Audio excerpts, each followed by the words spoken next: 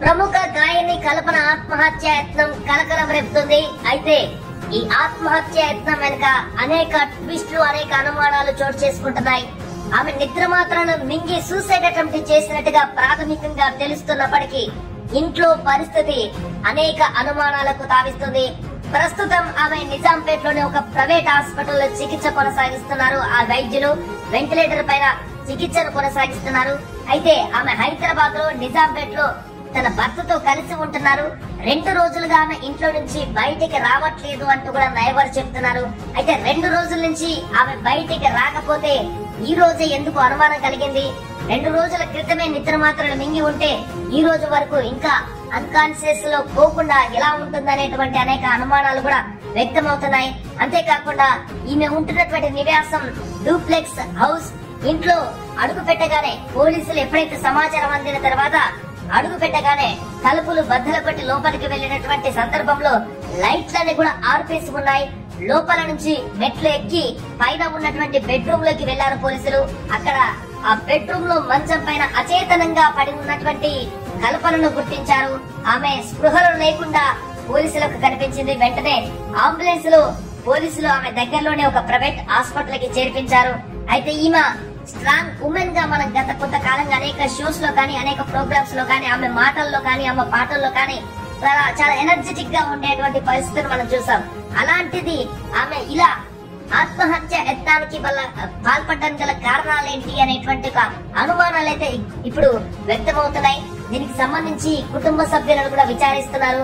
2 రోజులుగా బయటికి రాకుండా ఇంట్లో కల్పన ఏం చేస్తున్నారు?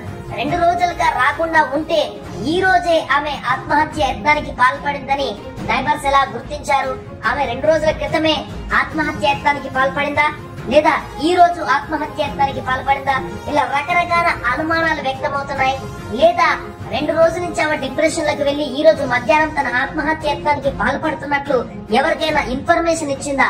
ఆ కోణంలోనే ఆమె ఇంట్లో ఉన్నట్టుగా సమాచారం అంది నైబర్స్ గాని, పోలీసులు గాని అక్కడికి వెళ్లారా అనే అనుమానాలు కూడా వ్యక్తమవుతున్నాయి. అయితే ఆమె ఫోన్ ఇప్పటికే పోలీసులు స్వాధీనం చేసుకున్నారు. చివరగా ఎవరెవరితో మాట్లాడారు, ఎవరెవరితో మెసేజ్ చేశారు, ఎవరికైనా ఏమైనా చెప్పారా, దీనికి సంబంధించిన పూర్తి వివరాలను కూడా పోలీసులు సేకరిస్తున్నారు. ఈ కోణంలో కూడా దర్యాప్తు కొనసాగిస్తున్నారు. ఈ సందర్భంగా కల్పన ఆత్మహత్య యత్నానికి గల కారణాలు కూడా పూర్తి స్థాయిలో స్వీకరిస్తున్నారు. అంతేకాదు అనేక అనుమానాలు కూడా దీంట్లో వ్యక్తమవుతున్నాయి. ఇంట్లో టీ పైన కొన్ని మెడిసిన్స్ సంబంధించినటువంటి పేపర్స్ కూడా ఉండడము, అదే విధంగా ఆ నిద్ర మాత్రలో లేకపోతే సంథింగ్ ఏదైనా మెడిసిన్స్ సంబంధించినటువంటి స్ట్రిప్స్ ఉండడం కూడా అక్కడ కనిపించడం జరిగింది. ఈ నేపథ్యంలోనే ఇది ఆత్మహత్య లేదంటే ఇంకేదైనా ఉందా అనేటువంటి కోణంలో కూడా దర్యాప్తు చేస్తున్నారు. ముఖ్యంగా తన భర్త అదే ఇంట్లో ఉంటున్నారని కూడా సమాచారం అందుతుంది. అయితే ఎంతకాలం నుంచి ఆయన ఉంటున్నారు, ఈ మధ్య కాలంలో అసలు తనతో ఉంటున్నారా లేదా, ఈ 2 రోజుల నుంచి డిప్రెషన్ లో ఉంటే తను ఏం చేస్తున్నారు, ఎందుకు ఎవరికి సమాచారం ఇవ్వలేదు అనేటువంటి కోణంలో కూడా పోలీసులు దర్యాప్తు కొనసాగిస్తున్నారు. ఇప్పటికే కల్పన భర్తని విచారిస్తున్నట్టుగా కూడా కొనసాగుతుంది.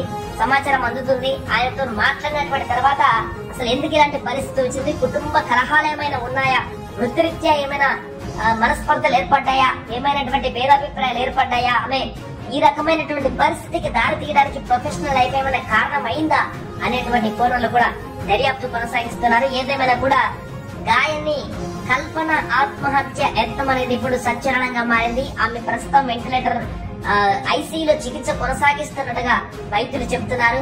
హెల్త్ బులెటిన్ ఇంకా అధికారికంగా విడుదల చేయనప్పటికీ కూడా పరిస్థితి అయితే మరి సీరియస్ గా అయితే లేనట్టుగా చెప్తున్నారు. బట్ ఆమె విషమమైనటువంటి పరిస్థితుల్లో లేనప్పటికీ కూడా ప్రస్తుతం ఆమె అన్కాన్షియస్ లోనే ఉన్నట్టుగా కూడా అక్కడున్నటువంటి హాస్పిటల్ వర్గాల నుంచి అందుతున్నటువంటి సమాచారం మేరకు తెలుస్తుంది. Namaste, my name is Daya Prasad Prabhakar. I am Kalpana Raghavendra and Prasad Prabhakar's daughter. Ma ammaki no issues. She is perfectly fine and happy and healthy now. Ma amma, she is a singer. She is doing her LLB and also doing her PhD. So danvalla she has insomnia. So to treat her insomnia, doctor had prescribed her a tablet and she had consumed that in an overdose. Like she had overdosed slightly. This is not a suicide attempt. It's just a slight overdose because of stress, in like general life stress. Please do not manipulate any information. Our family is perfectly fine. My mom and dad are very much happy. I am happy. Everybody is perfectly fine in my family. Please manipulate cheyodu. Everything is perfect, and my mom, she'll be back in a few days. So thank you, that's all I have to say. This is not a suicide attempt. This is just a slight overdose from an insomnia tablet prescribed by the doctor. That's it. My mom is perfectly fine. She'll be back with all of you in a few days. That's all I have to say. Thank you very much. Okay, namaste. My name is Daya Prasad Prabhakar. I am Kalpana Raghavendra and Prasad Prabhakar's daughter. మా అమ్మకి no issues. She's perfectly fine and happy and healthy now. మా అమ్మ, she is a singer. She is doing her LLB and also doing her PhD. So దానివల్ల she has insomnia. So to treat her insomnia, doctor had prescribed her a tablet, and she had consumed that in an overdose. Like, she had overdosed slightly. This is not a suicide attempt. It's just a slight overdose because of stress, in like general life stress. Please do not manipulate any information. Our family is perfectly fine. My mom and dad are very much happy. I am happy. Everybody is perfectly fine in my family. Please manipulate cheyodu. Everything is perfect, and my mom, she'll be back in a few days. So thank you, that's all I have to say. This is not a suicide attempt. This is just a slight overdose from an insomnia tablet prescribed by the doctor. That's it. My mom is perfectly fine. She'll be back with all of you in a few days. That's all I have to say. Thank you very much.